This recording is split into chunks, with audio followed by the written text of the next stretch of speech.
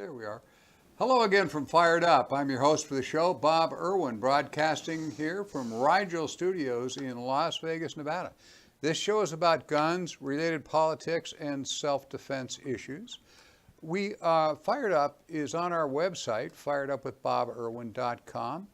A new show is posted every Thursday around 5 p.m. Pacific time. New shows are added, also appear on our YouTube and numerous other media. The audio feed is rebroadcast for radio listeners all over Nevada, except Las Vegas at the moment.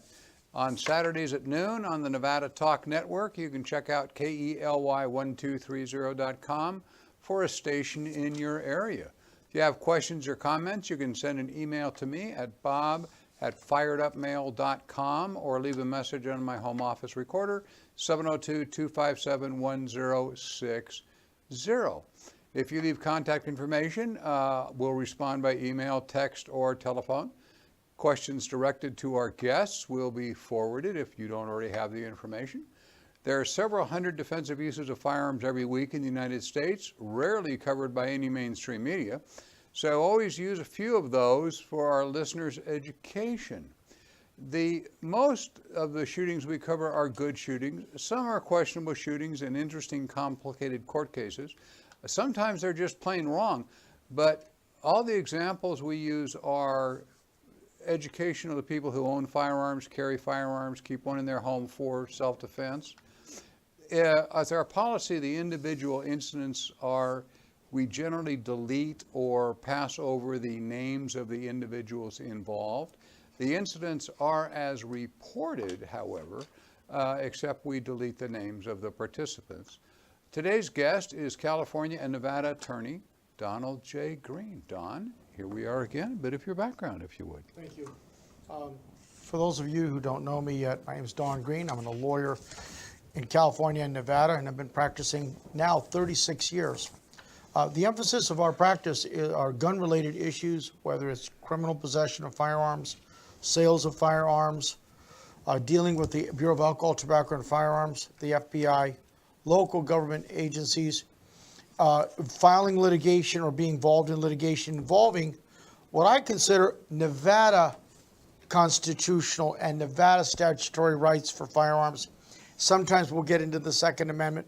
We're into some takings issues and taxation issues concerning firearms, and we're actively consulting various organizations concerning firearms and possibly some upcoming litigation. Your viewers and listeners can reach me on my cellular at 702-409-8239, or they can go online and look up Don Green Gun Show Lawyer, and it'll pop up as to where our website is. Thank you. All right. This first story comes from WBRC TV 6 on the 3rd of March this year. I'm sorry, on March 22nd this year, in Birmingham, Alabama. Two men walked into a Family Dollar armed with swords in an apparent robbery attempt. The reports weren't clear if this is part of the chain Family Dollar or it's just a store that is also called Family Dollar. So don't put this on the chain necessarily. Anyway, two men came in with swords in an apparent robbery attempt. One guy had a shorter sword, the other had a longer sword, said the manager had only been on the job for 2 days. Two more managers were in the store when this incident happened. One of those managers spotted the two men and took action. He got to the end of the aisle and said, "They're robbing us, they're robbing us." They came in with swords, and that kind of threw us for a loop because no one really got robbed with swords before. The manager is quoted as saying, "What were they going to do? Chop our heads off if we don't give them the stuff?" The would-be robbers saw him take his gun out and they ran. The manager said he and his associates aren't allowed to carry guns on the job, but they are planning to hire an armed security guard. The female manager, she said this store has been hit 13 times since October. That would be just at 6 months they've had 13 incidents. Birmingham police discourage people from getting involved in a robbery, but in this case, detectives said the clerk did what he felt he had to do. Luckily, no one was injured, said the Sergeant Johnny Williams, but make no mistake, police want these men off the street. We want everybody to realize that this may seem funny to some, but we can still consider these guys dangerous, he added. The weapon of choice at that time was a machete or a sword, but these guys can easily escalate to using other weapons like firearms. Part of the confusion in this story, I found it in several locations, was apparently the owner, the company that owns this dollar store, calls everybody a manager. It probably has to do with not having to pay overtime, would be my best guess. That's what they do. They make you managers. You can work 60 hours a week and all your days off. But anyway, so it's confusing to read. When there were several media that carried it. There was one female manager that was doing most of the talking, and a male manager who actually was the one who was carrying a gun. This is another business where employees are not allowed to be armed. With the 13 hits, that's a quote, in 6 months, and we don't really know if those were all robberies or they were fights or they were shoplifting, but that's certainly a crime problem in any case. 13 of them in 6 months, every 2 weeks something's happening where they got to call the police. They certainly do have a crime problem. The solutions offer generator cameras and door buzzers and parking lot floodlights. Those all help. Armed resistance by a security officer as a possibility would certainly probably move most of these robberies to adjacent softer targets. Locking up habitual offenders for a year will reduce the incidents for a year. The problem is this is increasing all over the country. I wish I could offer solutions. All I can offer solutions here is mechanical door buzzers and cameras and so forth. But as I said, that only moves them from here to there. Mr. Green. Bob, you have discussed thousands of times in classes, in concealed weapons courses, hundreds, if not thousands of times in discussions, lectures at police academies, and hundreds of times at various gun shows. Anything can be a deadly weapon. Yep. A sword, a machete, a tripod, a camera, a nebulizer, a marital aid. Anything can be used as a deadly weapon so long as it's capable of presenting great bodily harm or death. The statutes in California and Nevada are written in the disjunctive, that is the word or.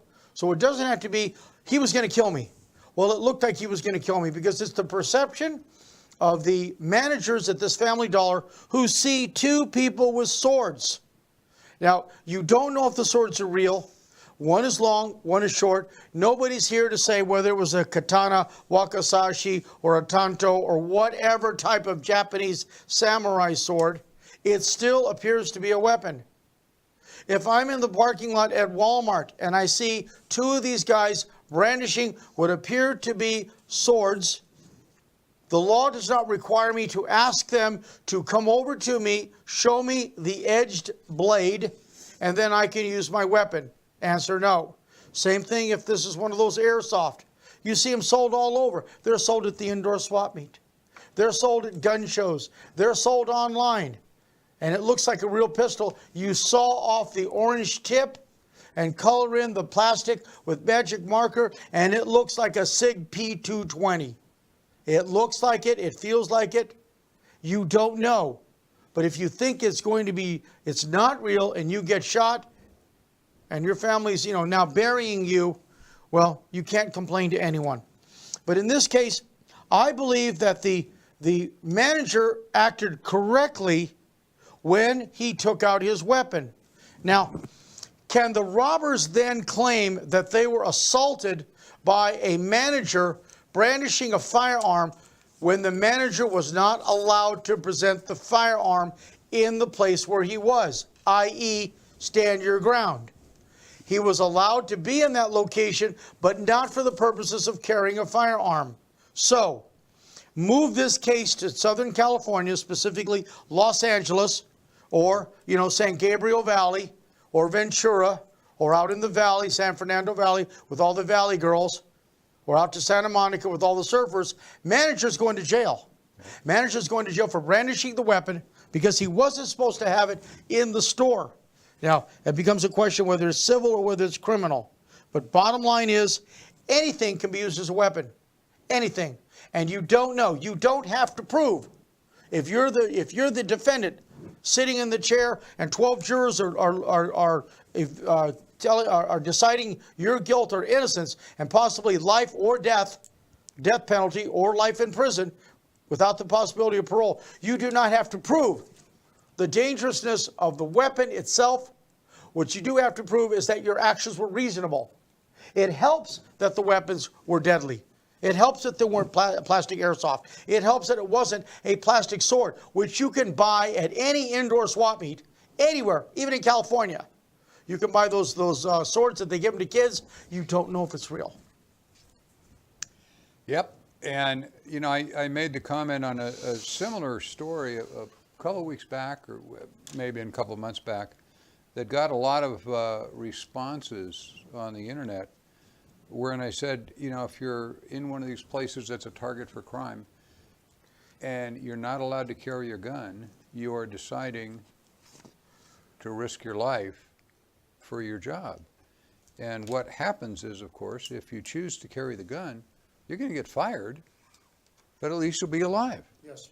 And if you get killed during a robbery, you don't need the job anyway. You're dead. So the only solution is rationally, not illegally, rationally, carry the gun. If you need it, you need it. And there you are.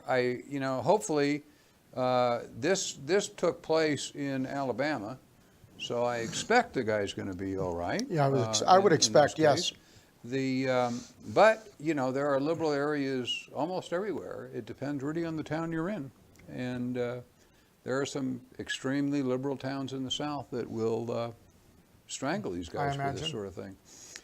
This is from WKRK TV 13. It's an ABC affiliate in Houston, Texas. This was on the 27th of last month, a week or so ago, 2 weeks ago from this one broadcasting. Police say, I've done this story 100 times and I'm going to bore you with another one. Police say a man who was trying to buy a PlayStation, it's a little computer game for kids and whatnot, shot and killed a person who was he was meeting up with to make the sale. According to the police, the buyer used an online selling app called Let's Go, I haven't heard of that one myself, to arrange the deal. Police say the 46-year-old man was waiting in his car in the parking lot of an apartment complex in the Greens Parkway, on Greens Parkway, around 10 p.m. on Tuesday night. He told investigators the man wearing a mask walked up, pointed a rifle at him, so he pulled out his own gun and started shooting because he thought he was going to be robbed. The suspect was shot and killed. The buyer was a licensed concealed carry holder. The district attorney will decide on potential charges. And boy, this one is one that depends on what state you're in, big time. The lecture here is this is another armed intended victim who was able to save himself. Street crime like this is all over. The incidents are dropping in areas where we have allowable carry, what we call constitutional carry, where anybody can carry a gun if they're not a criminal. But if you have to do this, the next choice is have a concealed carry permit. And, if you're in the state where the government has to give you permission to carry a gun, That being said, meeting anybody to buy or sell an item, especially after dark, is just plain stupid. Meet in daylight in the parking lot of an operating police station. Accept no excuses from whoever, whatever tells you they have to meet you in the dark or down an alley or in a dark neighborhood or in a park with no lights. If you go to that meeting, you're going to get robbed and you're likely to get killed. Don't do that. The money you're going to make is not worth the risk you're taking with your life. Just that simple. That's why they have police stations, so you can go to their parking lots and do your transactions. Any other solutions, Don? No, you're absolutely right on point. For your viewers and your listeners, I have the following comments. The seller needs to be in jail for possible manslaughter or second-degree murder. Second-degree murder are all murders which are not specifically delineated, like robbery, kidnapping, arson, lying in wait, contract killings. To sell a PlayStation at 10 o'clock at night in a parking lot of apartments, the seller was asking for trouble, as you point out. The primary point which I make when I'm a guest lecturer either at the police academy or at CCW classes or these advanced handgun classes, 3 words: avoid the conflict. And you can't take a gun to a gunfight. And that's exactly what happened here. The seller, although he has a permit, did not avoid a potential conflict. As Bob points out, there are other less intrusive alternatives to sell the PlayStation. Now, admittedly, the PlayStations were like in great demand at Christmas time. You had to stand in line to get the brand new PlayStation 4 or 5, whatever version it is. And the prices were going up. And this is at 10 o'clock at night. So, did the seller need the money so bad that he would risk all of it? Because the money that he was going to make on this PlayStation is minuscule, is virtually a drop in a huge swimming pool of the attorney's fees he's going to face. Because I can see the district attorney charging him. Took the gun to a gunfight. It was at night. Could the seller have escaped, depending on the state? Could he have started his car and drove away and just ducked? A man is dead. The district attorney in this county, I believe it's Tarrant County's in Houston, is going to have to balance the death of a human being, the claim of, well, he had a rifle. Remember, it says he had a rifle, pointing the rifle. Is that enough? Theoretically, yes. Was the victim, was the seller in a place that he was authorized to be? Answer, yes. The moral question is, should he have been there? That's not a question that you can ask the jury, but they're going to go back into that room. I guarantee you, they're going to go back into that jury deliberation room, and they're going to say, should he have gone to the Greens Parkway apartments? That's going to be the question. And if it's no, it's going to be second-degree murder. It's going to be manslaughter, which is the killing of a human being without malice of forethought while doing a lawful act, such as driving a car in a negligent way. You're driving it, but it's negligent. So it's 50-50 in my book as to whether this man is going to be charged. In California, there's no question that the seller who shot from his car is going to be charged with murder, second-degree murder, manslaughter, discharge of a firearm in an area which persons can be harmed, discharge of a firearm in a residential area, serious felonies, no bail. That's how I see it. Yeah, and unfortunately, we're, as we were discussing in a couple of previous recent shows, with our new Democratic legislature and all these laws we were talking about last week, we would have said a year ago, in Nevada, you're fine in this case. And now we're going to tell you, in Nevada, you're not fine with this case. We have become East California, and and bear in mind, now, one of the places with the most liberal gun laws there are is Texas. Texas lets you shoot at fleeing felons. It lets you use deadly force to recover stolen property. This took place in Houston, and it still looks like a bad shooting because he intentionally went to a place that was dangerous with his gun, like, watch this. You know, maybe that wasn't his attitude, but if this guy, when he gets on trial, gets smug and says something like the guy deserved it, look out. You know, his attorney is going to tell him to shut up, but sometimes people don't, as Don and I are both aware, and try to make a point. We're going now to the Daily Tribune news. This one is on the 3rd of this month. We're doing this show on the 15th, so this is like 2 weeks ago now. In Cartersville, Georgia, a few days earlier on March, I got a hat here, yeah. A resident told deputies she had been asleep when she heard someone bang twice on the locked door to her sunroom porch about 4:30 in the morning. Not a time you expect people to be banging on your door. She said after the third bang, the door came open and she saw a shadow. She immediately went to grab her firearm, the report stated, adding that the victim had told the intruder to get out of the house multiple times. She's yelling at him while she went to get a gun. After firing one shot, the victim hid in the hallway and waited for police to arrive. Good idea. Police responded to the 911 call, telling there was a burglar still in the home. The guy didn't leave. She went and hid, so she didn't know if he was still there or not. According to the police report, the victim said that she shot at the subject one time and missed. Upon arrival, this is now the officer talking in his officer's report. Upon arrival, I made contact with the male suspect.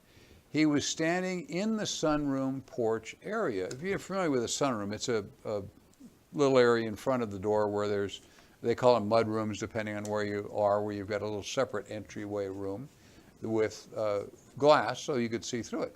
He's standing in the sunroom porch. Anyway, I saw him from the outside through the glass door and windows.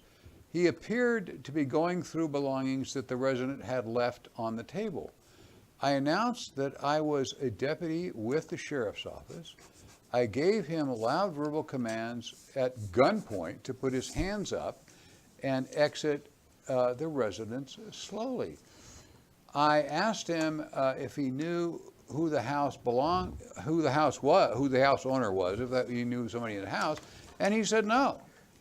He kept giving me incorrect answers to the questions I would ask and appeared to be intoxicated with some kind of drug. This is the cop's intuition. If you can't smell alcohol, but you have a person that is not responding, it's generally drugs. The deputy observed the bullet hole that had struck the door frame and in the sunroom, and that caused about $200 worth of damage. He's now doing estimates to repair the house. The intruder was charged with burglary, forced entry, and transported to the Bartow County Detention Center without incident after that. Here you have a guy that even after being shot at, he's too drunk or high to recognize that he was in danger of being shot and simply continued looking through stuff for anything he could use or sell. How inebriated do you have to be to not notice somebody shooting at you? He did eventually react to the deputy's commands and was arrested without additional effort, which is nice, I guess, for him. I'm at a loss to how one would address a guy like this in, not everybody's smart enough to give up when you point a gun at them. That's the second stage. Some don't give up when you yell at them. Right. Some don't give up when you point a gun at them. When you actually fire at them and they ignore it, you're dealing with a mental midget for one reason or another. We advocate verbal warnings on every show, Yes. and I always tell you it's a 90% stat, and this is the other 10%. What do you do, Don? Again, excellent observations. I have to add the following. This woman has had good training. She told the intruder to get out multiple times. Take this incident to the Walmart parking lot. Now, a lot of people at gun shows ask me, why do you always talk about Walmart? And I said, because most people can visualize distances at Walmart, from the front door to the very first stall for handicap parking. The average bad guy can get to you in between 3 and 5 seconds. So people say, oh yeah, you're right. If I ask them, suppose you're at Ashley Furniture, they got to think about the distances. But the primary thing I tell them is when you see the weapon and the person's coming to you, you say, drop the weapon. Because you need to have that little old lady who's with her cart, with her groceries, the lady who's got 3 kids that are crying because they didn't get their toys at Walmart. You need to get their attention because they're going to be witnesses for you, and they're going to say to the police, the man in the mustard-colored shirt and the tie and glasses, the old man, Don Green, yelled, drop the weapon, and then I heard a bang. You've got 2 witnesses who show that because the Nevada Revised Statute, here's what it says. For the use of a justifiable force, drop the weapon, that the assailant, yourself, did endeavor in good faith to avoid the conflict in order for there to be self-defense as a defense for the justifiable use of deadly force. That does not mean a retreat, but you genuinely tried to step back for a second. There was nothing else you could have done. Drop the weapon. The guy's 3 feet from you. And it turns out to be a airsoft SIG P220. It's a knife which they just bought at the 99-cent store and tore it out of the little bag, at the toy department. 4:30 in the morning. She yells multiple times, gets out. She fires the shot.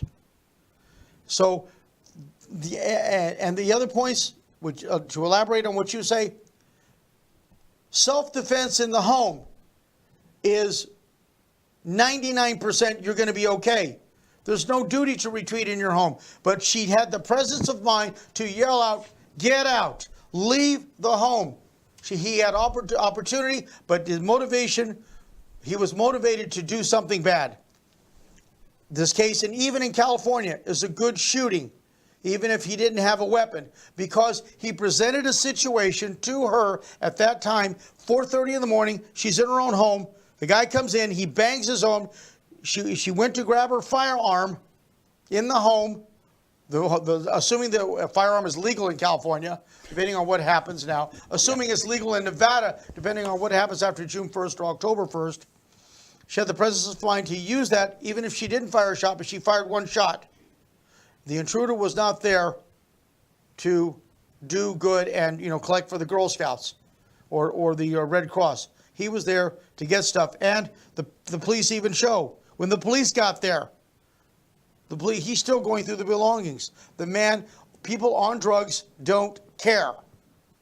I defend these people, but I also see situations where my clients are the shooters, innocent shooters at the businesses or innocent shooters at their homes.